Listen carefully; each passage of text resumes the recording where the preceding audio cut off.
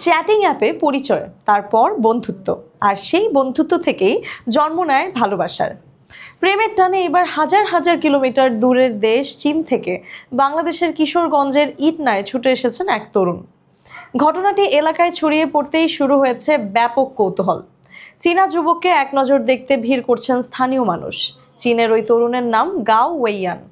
তার বয়স 25 বছর। তিনি চীনের হেনান প্রদেশের শিনশিয়াং শহরের মুয়ে এলাকার বাসিন্দা এবং সেখানে সহকারী পুলিশ কর্মকর্তা হিসেবে কর্মরত বলে জানা গেছে। স্থানীয় সূত্র জানায়, প্রায় 2 বছর আগে একটি চ্যাটিং অ্যাপের মাধ্যমে ইটনা উপজেলার ঝুমা আক্তারের সঙ্গে গাওয়ের পরিচয় হয়। শুরুতে সাধারণ কথোপকথন হলেও সময়ের সঙ্গে সম্পর্কটি গভীর প্রেমে রূপ নেয়। এক পর্যায়ে দুজন বিয়ের সিদ্ধান্ত নেন। সেই সিদ্ধান্ত থেকেই গত 16 মে রাতে বাংলাদেশে আসেন গাও ওয়েইয়ান। ঝুমা আক্তার কিশোরগঞ্জের ইটনা উপজেলার চৌগাঙ্গা ইউনিয়নের কিস্টপুর মোড়লপাড়া গ্রামের বাসিন্দা। তার বাবা মোহাম্মদ নজরুল ইসলাম এবং মা পাখি আক্তার। বিদেশি যুবক গ্রামে আসার খবর ছড়িয়ে পড়তেই এলাকায় চাঞ্চল্যের সৃষ্টি হয়। স্থানীয়রা ভিড় জমাতে থাকেন তাদের বাড়িতে। গাও ওয়েইয়ান জানান, অনেক দিন ধরেই তার বাংলাদেশে আসার ইচ্ছা ছিল, শুধু ফোনে কথা বলে আর ভালো লাগছিল না। ভালোবাসার মানুষকে কাছ থেকে দেখতেই তিনি এত দূর পথ পাড়ি দিয়ে বাংলাদেশে এসেছেন।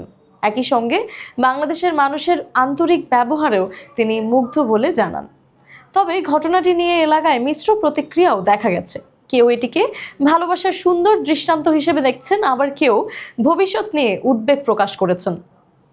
স্থানীয়দের অনেকেই মনে করছেন, আবেগের পাশাপাশি আইনগত বিষয়গুলো গুরুত্বের সঙ্গে বিবেচনা করা প্রয়োজন। ঝুমার পরিবারের পক্ষ থেকেও বিষয়টি নিয়ে সতর্ক অবস্থান নেওয়া হয়েছে। পরিবারের সদস্যরা জানিয়েছেন, ভবিষ্যতে কোনো জটিলতা এড়াতে উপজেলা প্রশাসনকে বিষয়টি জানানো হয়েছে। ইটনা উপজেলা নির্বাহী কর্মকর্তা মাখন চন্দ্র সূত্রধর জানান, পুরো বিষয়টি প্রশাসনের নজরদারিতে রয়েছে।